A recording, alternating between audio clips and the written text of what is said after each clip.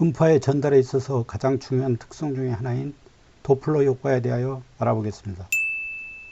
파원과 관측자가 서로 상대적으로 이동할 경우 관측자 또는 청취자에게 청취되는 진동수는 아래의 식으로 나타낼 수가 있습니다.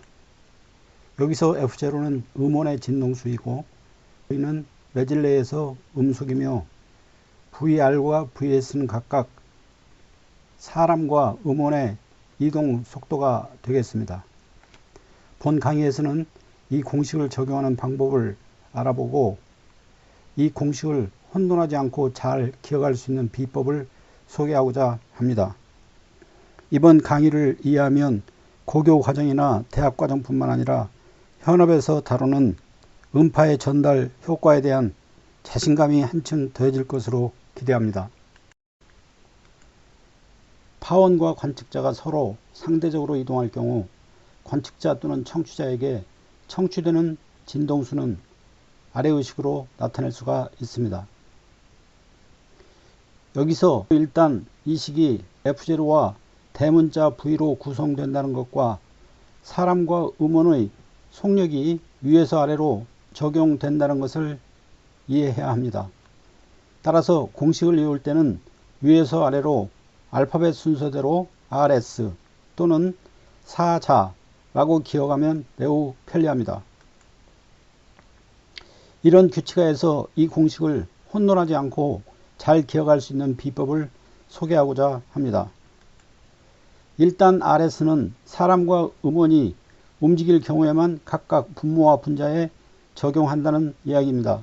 예를 들면 사람이 정지하고 음원이 이동 상태이면 VR이 0인 것이고 VS가 0이 아닌 것으로 된다는 이야기입니다. 그래서 F는 F0 V 나누기 V 플러스 마이너스 VS가 되는데 여기서 헷갈릴 수 있는 것은 플러스 마이너스 부호가 어떤 때가 플러스이고 어떤 때가 마이너스인가가 궁금할 것입니다. 그림의 오른쪽 부분처럼 사람이 정지해 있고 음원이 멀어져 갈 때는 음파의 파장이 길어진다는 점에 착안하면 부호는 쉽게 결정이 됩니다. 음파의 파장이 길어진다는 말은 시간당 우리 귀에 들어오는 진동수가 작아진다는 말과도 같습니다.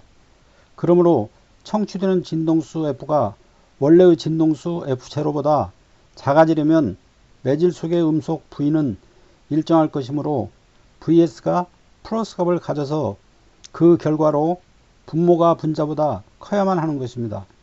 즉 F는 F0 V 나누기 V 플러스 VS가 된다는 것입니다.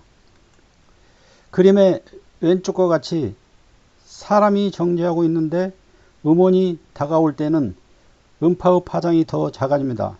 따라서 사람에게 시간당 청취되는 진동수는 F0보다 더 커질 것입니다. 그렇다면 분모가 V-VS가 되어야 한다는 것을 알 수가 있습니다.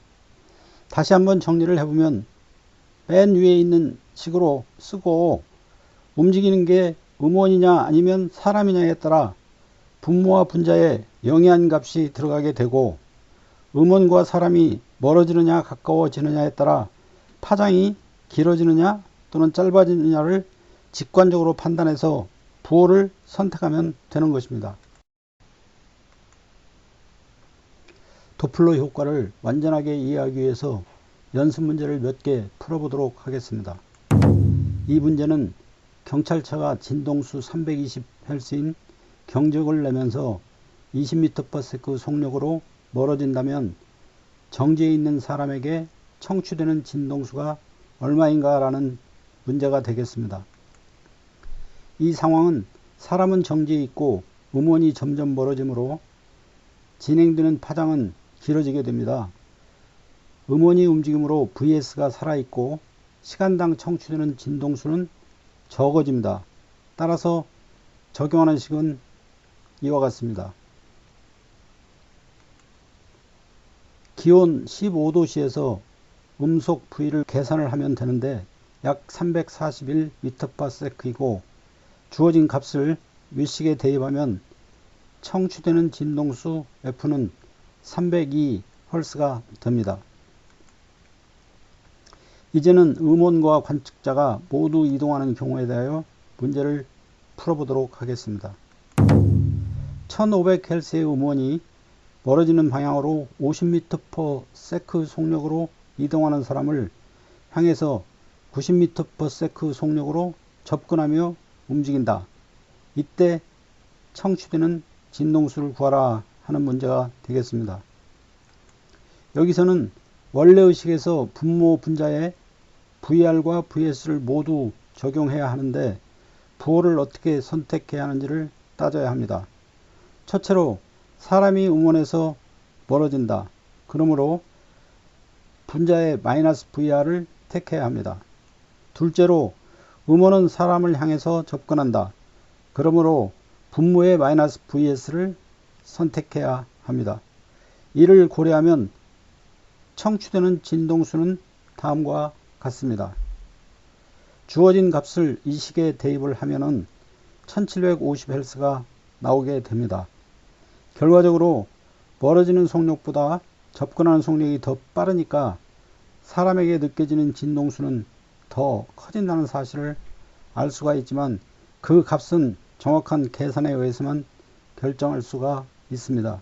예를 들어서 음원과 관측자의 상대 속도, 즉 90에서 50을 뺀 40m/s의 상대 속도를 가지고 음원이 달려온다고 쉽게 계산을 해서 구할 수 있는 것이 아니라는 사실도 이 과정을 통해서 알게 되는 것입니다. 본 강의의 마지막으로 도플러 효과를 실제 음파 측정 장비 등에 어떻게 활용하는지를 알아보겠습니다. 이 문제를 활용하면 좌우로 움직이는 음파 발생기에서 송출되는 음파의 진동수를 측정해서 음원의 속력과 진동수를 알아낼 수가 있습니다. 아래 그림은 직선상에서 고정된 음파 측정기와 움직이고 있는 음파 발생기를 나타낸 것입니다. 음파 발생기는 진동수가 F0로 일정한 음파를 내고 있고 표는 음파 발생기의 운동 상태와 음파 측정기에서 관측된 진동수를 나타낸 것입니다. 표에서 F0와 V0가 얼마인가를 묻고 있습니다. 그리고 또한 V0를 25% 증가시킨 1.25 V0로 음파를 발생시켰을 때 음파 측정기에서 관측되는 진동수 F가 얼마인지도 묻고 있는 것입니다. 단 매질은 균일하고 음파 측정기에 대해 정지해 있고 음속은 340m/s입니다. 풀이는 다음과 같습니다. 측정기가 정지해 있고 음원이 이동하므로 측정되는 진동수는 다음과 같습니다.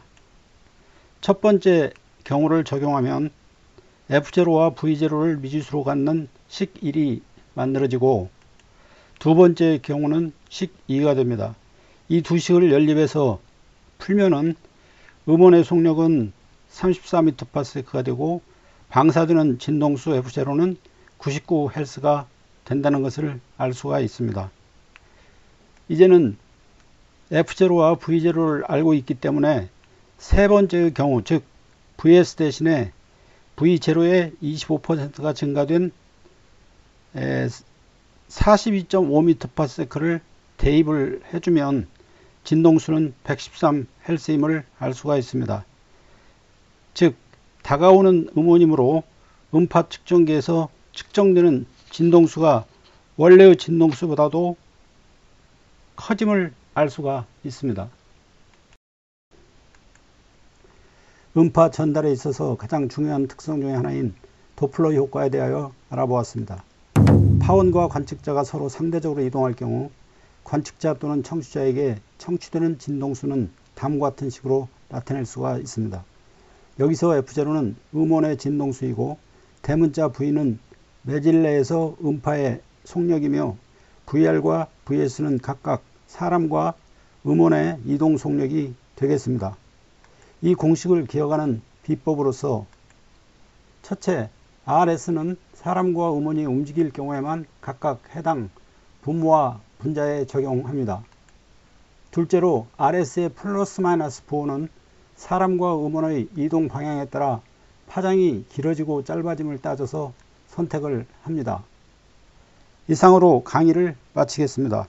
앞으로 여러분들이 이 강의를 통해서 많은 것을 이해하고 이와 관련된 응용 문제들을 잘 해결하기를 바랍니다. 감사합니다.